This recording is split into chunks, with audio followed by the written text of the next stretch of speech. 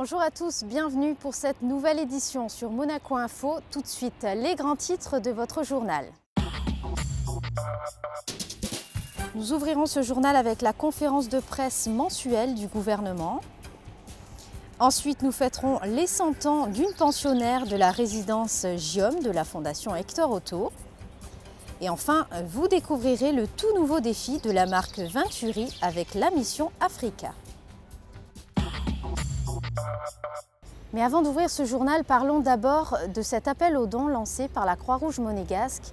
Alors que le conflit s'intensifie dans le nord du Mali et que l'ensemble du Sahel traverse une grave crise alimentaire, la Croix-Rouge monégasque espère être entendue. Les sommes récoltées pourront ainsi venir en aide à des milliers de personnes. On écoute les explications de Philippe Narmino, le secrétaire général de la Croix-Rouge monégasque, au micro de Patricia Navarro.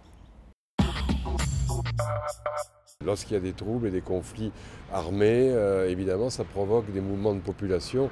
C'est le nord du pays qui est affecté, si bien qu'un grand nombre de personnes sont en train de se déplacer pour se mettre à l'abri des exactions que les uns ou les autres pourraient commettre, pour pouvoir se mettre en sécurité, traversent les frontières pour arriver notamment au Burkina, et là se trouvent installés dans des camps. Et comme tout mouvement de personnes déplacées, qu'on peut appeler des réfugiés, eh bien on se trouve en présence d'une situation très difficile à gérer. Sur le plan sanitaire, tout est à faire. Et puis je ne vous parle pas des conditions de subsistance où les gens s'installent dans une région sahélienne qui est complètement désertique, où il n'y a pas de ressources. Et il est très difficile effectivement d'acheminer de l'alimentation et surtout de l'eau. Alors il faut savoir que vous, sur place, la Croix-Rouge monégasque, vous êtes particulièrement bien implanté. Vous avez de très bons relais. Alors oui, on a la chance, depuis la création de la section humanitaire internationale, de pouvoir pérenniser les actions de la Croix-Rouge sur la région géographique effectivement, qui couvre notamment le Mali, le Burkina. Et nous avons, depuis quelques mois et peut-être même une année et demie, sur place des volontaires qui sont quasiment permanents. Alors ce sont des jeunes très très dynamiques et motivés, qui étaient vraiment en première ligne. Ils ont tout de suite relayé ce qu'ils voyaient ici au siège, et nous avons débloqué des fonds pour permettre l'achat d'un certain nombre de kits, notamment de kits d'hygiène, de produits de première nécessité et autres. Mais nous avions aussi la chance d'avoir sur place deux grosses machines qui servent à purifier l'eau et à rendre potable l'eau qu'on peut trouver sur place. Si bien qu'à l'heure actuelle, il y a des grands camions de la Croix-Rouge burkinabé qui vont chercher de l'eau à une quinzaine de kilomètres de là et la ramènent. Cette eau n'étant pas potable, elle est traitée par nos machines, je dis bien les machines de la Croix-Rouge, qui permettent ensuite la distribution d'eau potable pour les familles qui sont là. Ce sont encore des camps d'importance moyenne, mais il y a quand même 4-5 000 personnes qui sont là. Et surtout, le problème, c'est que 25 000 personnes sont concernées par ces troubles.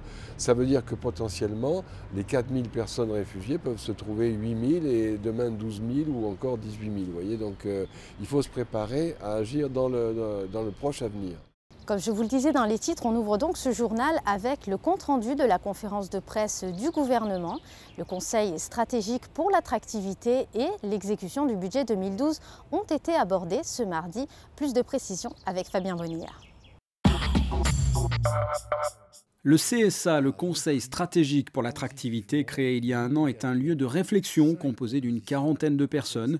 Le CSA travaille sur l'attractivité de la principauté. Plusieurs propositions ont été faites au gouvernement dans ce sens. 5 ont été retenues. Ce fut le thème principal de cette conférence. Parmi les 5 propositions retenues immédiatement, je voudrais citer surtout le plan d'accueil global en principauté, qui est une proposition qui est venue de plusieurs commissions du Conseil stratégique. L'idée est de réunir tous les acteurs de l'accueil en principauté et de faire un plan d'amélioration de tous les volets de l'accueil. Donc ce travail va commencer. Déjà l'ambassadeur Fissor qui travaille auprès de moi est en train de faire la liste des choses qu'il faut aborder et traiter. Et je pense, le gouvernement espère que l'année 2012 sera vraiment l'année de l'accueil en principauté. 4 autres propositions du CSA ont donc été retenues. Renforcer l'attractivité du port Hercule avec un effort particulier en 2013, date de la livraison du nouveau yacht club. La configuration générale du port va être revue. Le gouvernement souhaite mettre l'accent sur la poursuite de la simplification des procédures administratives et donc simplifier les démarches des usagers. Autre proposition du CSA, la mise en ligne des procédures administratives, la e-administration. L'ensemble des procédures pourraient être effectuées sur Internet. Et enfin, l'amélioration de la communication vis-à-vis de la population. En réponse, le gouvernement lance le magazine .mc, un magazine édité 3 fois par an, en français et en anglais. .mc permettra de présenter les actions du gouvernement. Suite de cette conférence, le conseiller de gouvernement pour les affaires sociales et la santé, M. Stéphane Valéry, a fait le point sur la situation de la résidence Akétoudiné. Akétoudiné a accueilli ses premiers résidents au mois de juillet 2010. Elle va donc fêter son 2e anniversaire dans un peu plus de 3 mois. En créant cet établissement, le gouvernement avait à cœur d'offrir aux personnes âgées la possibilité de bénéficier d'un hébergement semi-médicalisé en plein cœur de la ville. À ce jour, la résidence Akétoudiné compte déjà 48 résidents.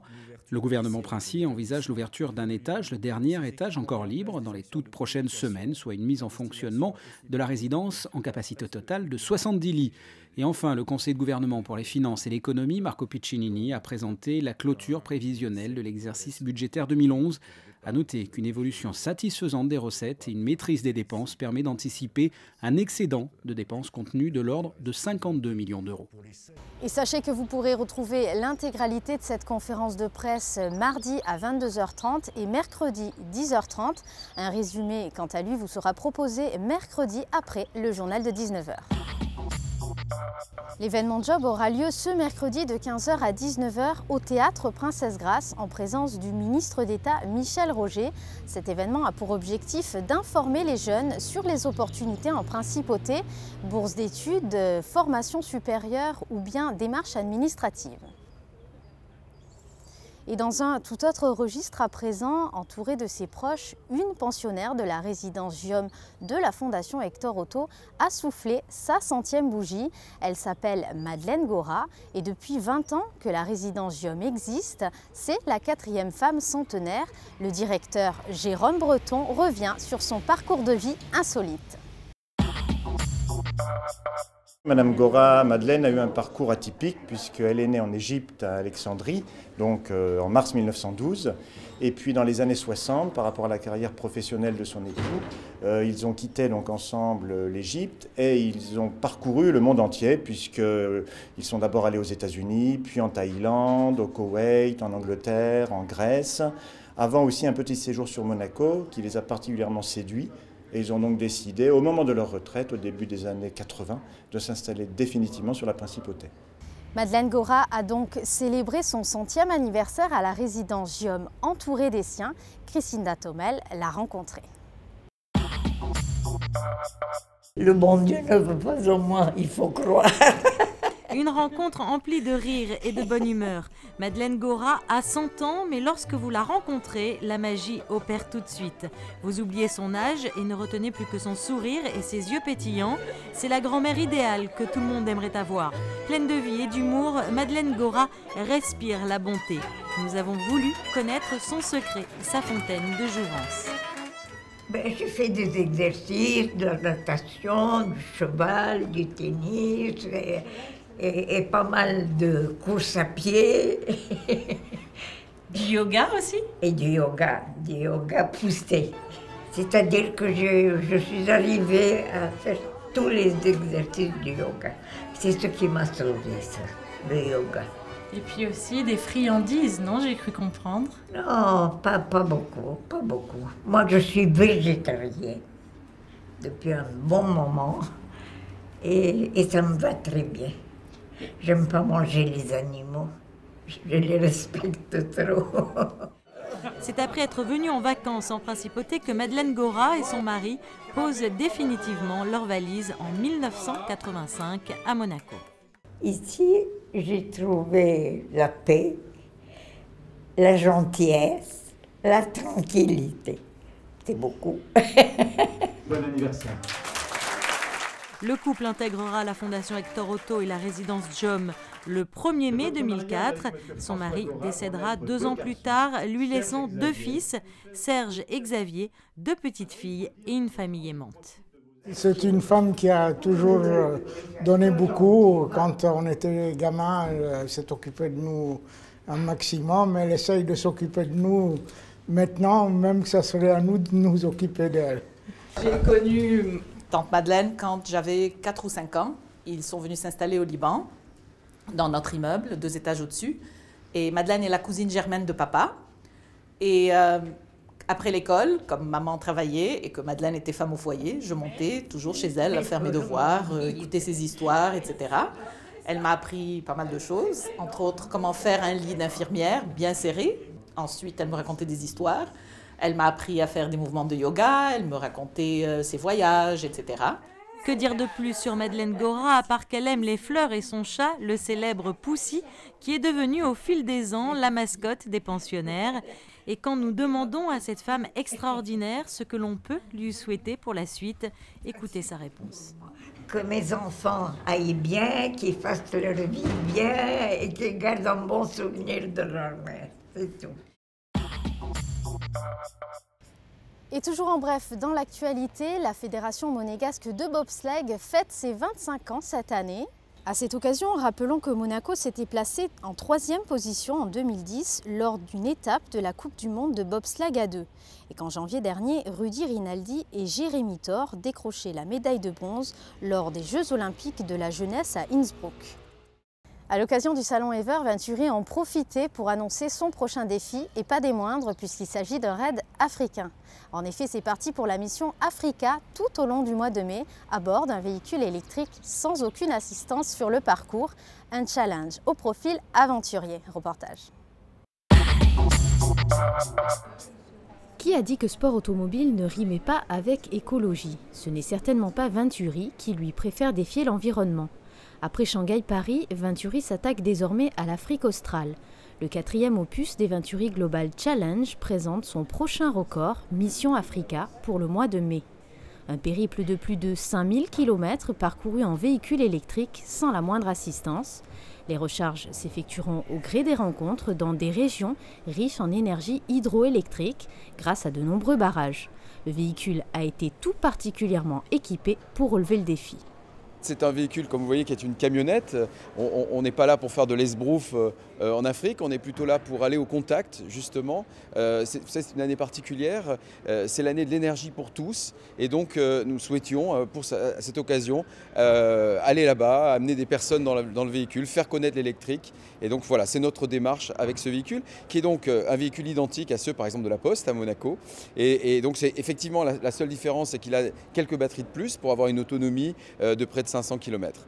Le pilote n'est autre que Xavier, ce professeur déjà en route dans l'aventure Shanghai-Paris. Il réalisera de plus des images aériennes à l'aide d'un engin électrique volant embarqué à bord de la voiture. Mais l'objectif de la mission annonce avant tout de belles rencontres avec les populations locales. C'est une aventure humaine, c'est une aventure technologique. Il y a la vocation de passer des messages également très positifs. Tout au long de son voyage, donc, Xavier va aller visiter un certain nombre de parcs, un certain nombre d'endroits également où se mènent des expériences qui sont des expériences au niveau écologique notables. Donc il va pouvoir comme ça regarder tout ça. Il le fait également, et c'est une chance pour nous, soutenue par la Fondation du Prince Albert. Donc ça nous donne un éclairage en plus très particulier dans cette région d'Afrique. Et quel temps fera-t-il demain? Réponse tout de suite avec la carte météo. Mercredi, prolongement d'un temps printanier avec des températures qui iront de 13 à 19 degrés. Jeudi, pas de grand changement avec une maximale de 20 degrés. Vendredi, le temps reste agréable avec quelques nuages discrets et un thermomètre stationnaire. Et enfin samedi, un soleil un peu hésitant avec des températures légèrement en baisse. Voilà, c'est la fin de cette édition. Merci de l'avoir suivi. Je vous rappelle que vous pouvez suivre toute notre actualité sur le site de Monaco Channel.